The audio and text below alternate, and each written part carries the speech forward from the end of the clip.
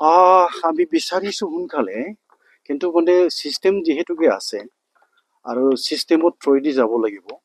সেইকাৰণে আমি বিচাৰিছোঁ মানে এজ চুন এজ পচিবল মানে প্ৰাৰ্থী দিব লাগে। কাৰণ আমাৰ মানে যিটো এছঅ'পিডি পান বহুত কম, আৰু আমি সেইটো জানো যেতিয়ালৈকে নিৰ্বাচন নহ'ব, ইলেক্টেড কাউঞ্চিল নাহিব, তেতিয়ালৈকে মানে আমাৰ এছঅ'পিডি যিটো ফাণ্ড আছে বা আমাৰ বাজেট, সেইটো আমি যথেষ্ট নাপাব। কাৰণ আজি বহুত কষ্ট পাইছোঁ কাম কৰাত, আৰু আমি ৰাজ্য বিচৰাৰ ধৰণে বা আমি মানে যিটো ভাবিছিলোঁ সেইমতে এতিয়ালৈকে আমি কাম কৰিব পৰা নাই। সেইকাৰণে আমি অনুৰোধ কৰিবলৈ বিচাৰিম আমাৰ সন্মানীয় মুখ্যমন্ত্ৰী ডাঙৰীয়া আৰু আমাৰ সন্মানীয় ডিপাৰ্টমেণ্ট মন্ত্ৰী doctor Anuj Pegu, tribal affairs মন্ত্ৰী, কেবিনেট মন্ত্ৰী ডক্টৰ অনুজ পেগুক আমি অনুৰোধ কৰিবলৈ বিচাৰিম যে আমাৰ যিটো কৰণীয় আছে আৰু যি নিৰ্বাচন পাতিবৰ কাৰণে ভিলেজ নটিফিকেশ্যনৰ যিটো মানে আৰু আমাৰ কিছু ভিলেজ মানে ড্ৰপ আউট থাকি গৈছে, এইবোৰ এজ চুন এজ পচিবল মানে এইটো নটিফিকেশ্যন দিব লাগে। তাৰপিছত আকৌ মানে সমষ্টি গঠন কৰিব লাগে আৰু নিৰ্বাচন পাতিব লাগে, এটা আমি বিচাৰোঁ। কিন্তু কথা এটা হ'ল যে মানে ফাণ্ড, এই ফাণ্ডটো সদ্যহতে যিটো আমাৰ কাৰণে মানে এছঅ'পিডি ফাণ্ড দিছে, এইটো বঢ়াব লাগে আমি বিচাৰোঁ। আৰু মানে যাতে আমি কাম কৰিবলৈ মানে যিহেতু বহুত মানে কিবা আছে ইনফ্ৰাষ্ট্ৰাকচাৰ ডেভেলপমেণ্টৰ কাৰণে এইটো থাকি গ'ল। আৰু এতিয়া মানে মাটি পাইছে, আমি কাউঞ্চিল অফিচ বনাব লাগে।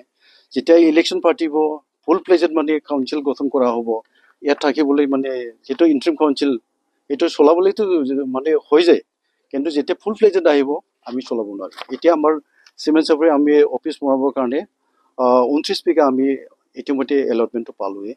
এতিয়া মানে মই অনুৰোধ কৰিবলৈ বিচাৰিম আমাৰ সন্মানীয় মুখ্যমন্ত্ৰী ডাঙৰীয়া আৰু বিভাগীয় মন্ত্ৰী ট্ৰাইবেল এফেয়াৰ্ছৰ মানে ডক্টৰ অনুজ পেগু, মই অনুৰোধ কৰিব বিচাৰিম যে সোনকালে অফিচিয়েল যিটো আমাৰ ক্ৰাইচিছ আছে বা আমি বনাব লাগে, এইটো মানে এষ্টাব্লিছ কৰি দিব লাগে, এইটো আমি বিচাৰিম। তাৰপিছত মই এটা কথা অলপ মানে ক'বলৈ বিচাৰিম যে অহা যিটো এছেম্বলি ছেশ্যন হ'বলৈ গৈ আছে, আৰু মানে ইয়াত যাতে আমাৰ যিবোৰ মানে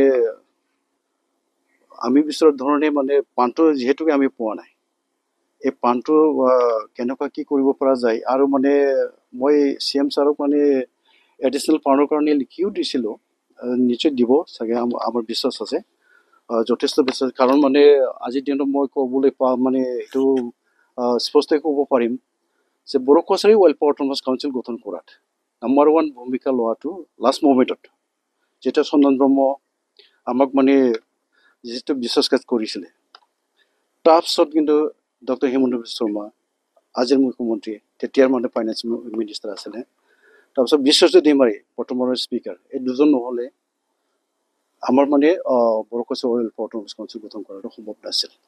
সেইকাৰণে এই তেখেত দুজনক আমি যথেষ্ট শ্ৰদ্ধা কৰোঁ, আৰু এইটো আমি স্বীকাৰ কৰিবই লাগিব।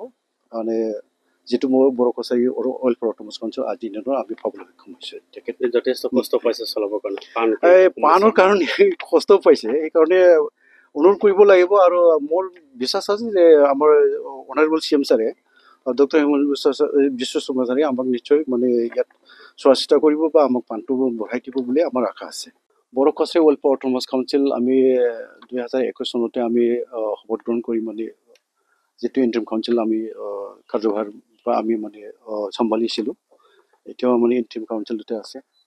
ইতিমধ্যে অসম চৰকাৰে কেইবালানি আমি আলোচনা কৰাৰ পিছত ফাৰ্ষ্ট মানে যিটো ফেজ ইয়াৰ village notification Bodo Kachari welfare autonomous কাউঞ্চিলত BTC বাহিৰত right from the Dhubri to Sadiya আৰু মানে বৰাক ভেলী আৰু কি এইটো সামৰি লৈ 22খন জিলাত যিটো মানে ভিলেজ নটিফিকেশ্যন ইতিমধ্যে ফাৰ্ষ্ট ফেজটো হ'ল, ছেকেণ্ড ফেজ হ'বলগীয়া আছে, সোনকালে হ'ব।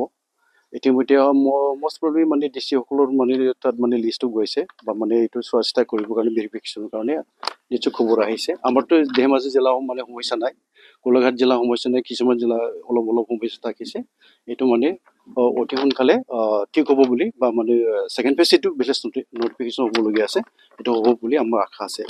মানে আমাৰ অসমৰ সন্মানীয় মুখ্যমন্ত্ৰী ডক্টৰ হিমন্ত বিশ্ব শৰ্মাক ধন্যবাদ জ্ঞাপন কৰিম।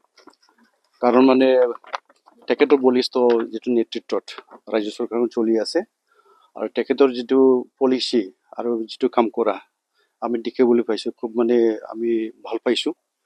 আৰু আজিৰ দিনত Himanta Biswa Sarma honourable chief minister আমাৰ লগত আছে আৰু তেখেতৰ কাৰণে এইবোৰ কাম মানে সম্ভৱ হৈছে। আমি বিচাৰোঁ যে অসমত যিমানখিনি ইলিগেল মাইগ্ৰেণ্ট আছে বাংলাদেশী, এতিয়া ইভিকশ্যন হ'বই লাগে। আৰু ইয়াক মানে আমিও মানে Bodo Kachari welfare autonomous council বা আমি বড়ো ৰাইজে ইয়াৰ সমৰ্থন আছে। সেইকাৰণে আমি সদায় অনাৰেবল চি এম ছাৰৰ লগত আমি আছোঁ, ভাৰতৰ প্ৰধানমন্ত্ৰী নৰেন্দ্ৰ মোদীৰ লগত আমি আছোঁ আৰু আমি থাকিমেই আৰু আমি কাম কৰি যাম।